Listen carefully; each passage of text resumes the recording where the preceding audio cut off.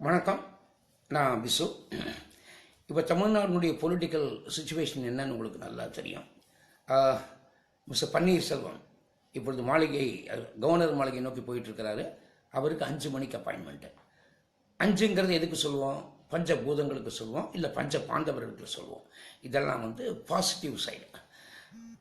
சசிகலா அம்மாவுக்கு 7:30 மணிக்கு அப்பாயின்மெண்ட் கொடுத்துருக்காங்க. 7:30ங்கிறது எதுக்கு சொல்லுவோம்னு உங்களுக்கு நல்லா தெரியும். என்னடா அப்படி சொல்கிறேன்னு நினைக்காதீங்க. கிட்டத்தட்ட 6 வருஷங்கள் ஜெயா டிவிக்காக நான் மக்கள் அரங்கங்கிற நிகழ்ச்சியை நடத்தினேன். முதல்ல ஒரு நாள் மேடம் புரட்சி தலைவியை பார்த்ததோடு சரி, அதுக்கப்புறம் என்னை ஒரு தடவை கூட பார்க்க விடலை. நான் வெளியிலையும் சொல்ல முடியல. மிஸ்டர் பன்னீர்செல்வம் எவ்வளவு கஷ்டப்பட்டாரோ இப்போது அதே கஷ்டம் தான் எனக்கு. பார்க்கவே முடியல. இத்தனைக்கும் பப்ளிக்கை வச்சுட்டு நான் ஷோ நடத்திட்டு இருந்தேன்.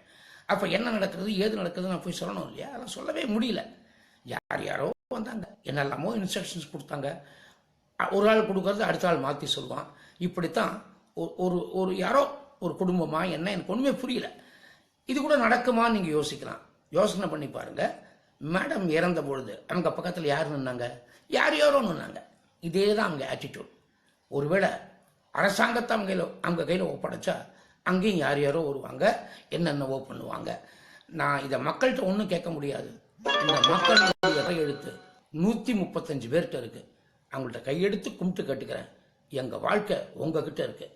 Please support mister OPS and definitely not Sasikala. நன்றி.